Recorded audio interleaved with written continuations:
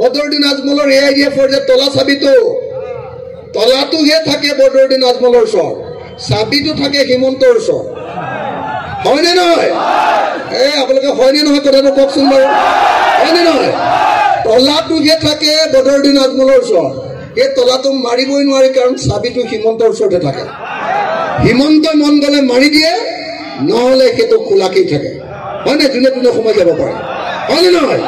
এইবাৰ আমি সিদ্ধান্ত লৈছোঁ, তিনি গগৈ, অখিল গগৈ, লুৰিণজ্যোতি গগৈ, গৌৰৱ গগৈ, তিনিওজন গগৈ এইবাৰ কথা পাতি লৈছোঁ যে 2026 চনত হিমন্ত বিশ্ব শৰ্মাৰ চকীখন আৰু বদৰুদ্দিন আজমলৰ চকীখন লগ লগাম, আৰু বদৰুদ্দিনৰ তলা চাবিটো লৈ গৈ এনেকে তলা লগাম, আৰু দুইটাকে একেলগতে ধৰি ব্ৰহ্মপুত্ৰত পেলাম। ভাল হ'বনে বেয়া হ'ব? ভাল হ'বনে বেয়া হ'ব? ভাল হ'বনে বেয়া হ'ব? যদি আপোনালোকে বদৰুদ্দিন আজমলক মুছলমান সমাজৰ পৰা বিদায় নিদিয়ে, আপোনালোকে সদায় সদায় বাংলাদেশী বাংলাদেশী বুলি নাম লৈ থাকিব লাগিব। হয়নে নহয়? আজি অসমৰ মুখ্যমন্ত্ৰীয়ে কয়, যেতিয়া মই ধুবুৰী জিলালৈ যাওঁ, যেতিয়া মই গোৱালপাৰা জিলালৈ যাওঁ, যেতিয়া মই বৰপেটা জিলালৈ যাওঁ, তেতিয়া মই অসমত থকা যেন নালাগে, মই বাংলাদেশত থকা যেন লাগে। কোনে কৈছিলে তো? কোনে কৈছিলে? কোনে কৈছিলে? অসমৰ মুখ্যমন্ত্ৰীয়ে কৈছিলে নে নাই? কৈছিলে নে নাই? আজি সেই মুখ্যমন্ত্ৰীয়ে আজি ধুবুৰীত কেম্পেইন কৰিবলৈ আহিছে, মুছলমানৰ ভোট, মিয়াৰ ভোট ল'বলৈ আহিছে স্বৰ্গীয় ৰাইজ।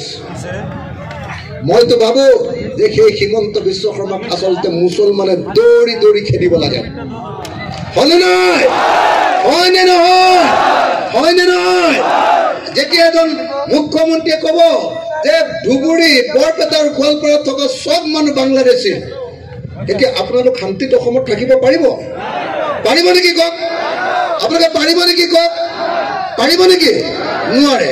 সেইকাৰণে আমি দেখিবলৈ পাইছোঁ যে যেতিয়াই হিমন্ত বিশ্ব শৰ্মা শাসনলৈ আহিলে, তেতিয়াই কেতিয়াবা মিয়া মানুহে গৈ উজনি অসমৰ কাণত ধৰিবলগীয়া হৈছে, কেতিয়াবা মাৰ খাবলগীয়া হৈছে, কেতিয়াবা জেল খাবলগীয়া হৈছে, আৰু লগতে হিমন্ত বিশ্ব শৰ্মাই আৰু 3-4টা কাম কৰিছে। এক, য'তেই মিয়া মানুহৰ ঘৰ দেখিছে তাতেই ঘৰ ভাঙি দিছে। দিছেনে নাই? দিছেনে নাই? দিছেনে নাই? য'তেই মাদ্ৰাছা দেখিছে তাতে মাদ্ৰাছা ভাঙি দিছেনে নাই? মাদ্ৰাছা ভাঙিছে। আৰু য'তেই মুছলমান ল'ৰাক, ডেকা ল'ৰাক যদি পুলিচে ধৰি নিছে, পুলিচক ধৰি নিয়াৰ পাছত সেইটো গৈ কোৰ্টত জমা দিব লাগে, কিন্তু কোৰ্টত জমা নিদি ৰাতি 2টা বজাত কোনোবা এটা নিজন ঠাইলৈ লৈ গৈছে, আৰু ৰাতি বুকুত গুলিয়াই দি মুছলমান ল'ৰাটোক হত্যা কৰি পেলাইছে। এনকাউণ্টাৰ কৰি মাৰিছেনে নাই? এতিয়ালৈকে 82টা তেনেকুৱাকৈ ল'ৰা হত্যা কৰিছে। 82টা। হিমন্ত বিশ্ব শৰ্মাই অসমত 82টা মানুহক তেনেকৈ হত্যা কৰিছে। হিমন্ত বিশ্ব শৰ্মা আপোনালোকৰ মুছলমান সমাজ সংখ্যালঘুৰ আটাইতকৈ ডাঙৰ শত্ৰু হয়নে নহয়? আৰু আপোনালোকৰ আটাইতকৈ ডাঙৰ শত্ৰুজনৰ বন্ধুজন বদৰুদ্দিন আজমল হয়নে নহয়? গতিকে শত্ৰুৰ বন্ধু এই দুইজনকে আমি আমাৰ সমাজৰ পৰা বিদায় দিব লাগিব নে নালাগিব? লাগিবনে নাই? লাগিবনে নাই? লাগিবনে নাই? মই সেইকাৰণে আপোনালোকক বেছি দীঘলীয়াকৈ নকওঁ। শ্ৰদ্ধেয় ৰাইজ, ইয়াৰ পাছত এখন ডাঙৰ মিটিং আছিলে, আচলতে সেইখনত মই প্ৰথম সোমাব লাগিছিলে, মই ভুলতে এইখনলৈ গুচি আহিলোঁ। আপোনালোকৰ ওচৰলৈ খৰকৈ আহি পাই গ'লোহি। মই সেইকাৰণে আপোনালোকক অনুৰোধ কৰিব কৈছোঁ, আপোনালোকে খালি অলপ সময় ৰৈ দিব। হাফিজ ৰছিদ আহমেদ চৌধুৰী ইয়ালৈ আহি আছে, কৰিমগঞ্জৰ যিজন কেণ্ডিডেট আছিলে, ভাৰতৰ অসমৰ এজন বিখ্যাত উকিল হাফিজ ৰছিদ আহমেদ চৌধুৰী, তেখেত আহি আছে, তেখেতে আপোনালোকৰ লগত কথা পাতিব। মই কেৱল এইটোকে আপোনালোকৰ পৰা প্ৰতিশ্ৰুতি ল'বলৈ আহিছোঁ যে শ্ৰদ্ধেয় ৰাইজ, এইবাৰ বিজেপিক বিদায় দিবনে আপোনালোকে? বিজেপিৰ লগতে AIDFক আপোনালোকে বিদায় দিবনে নিদিয়ে? AIDFক ভোট দিয়া মানুহ ইয়াত কিমান আছে? AIDFক ভোট দিয়া মানুহ কিমান আছে?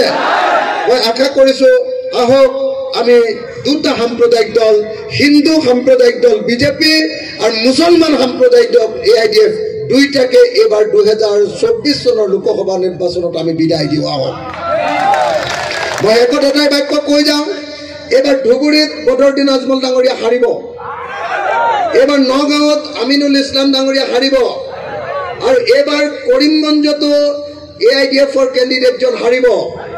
এই তিনিওজন হৰাৰ পাছত এইবাৰ 2026 চনত AIDF লোকসভাৰ পৰা নাইকিয়া হ'ব আৰু 2024 চনত লোকসভাৰ পৰা নাইকিয়া হ'ব আৰু 2026 চনত অসমৰ ৰাজনীতিৰ পৰা আমি বদৰুদ্দিন আজমলক বিদায় দি দিম। ভাল হ'বনে বেয়া হ'ব? ভাল হ'বনে বেয়া হ'ব? তাৰপিছত হিন্দু আৰু মুছলমান চবেই লগ লাগি একেলগতে ৰাজনীতি কৰিম, হয়নে? আৰু লগতে বিজেপিক আমি অসমৰ ৰাজনীতিৰ পৰা 2026 চনত বিদায় দিম আৰু বিদায় দি অসমত কেৱল আৰু কেৱল গণতান্ত্ৰিক দলবিলাককে ইলেকশ্যন খেলাৰ ব্যৱস্থা কৰিম। হ'ব, মই এইখিনি কথা কৈয়ে আজি মই মোৰ বক্তব্য সামৰণি মাৰিছোঁ। ধন্যবাদ। জয় আই অসম।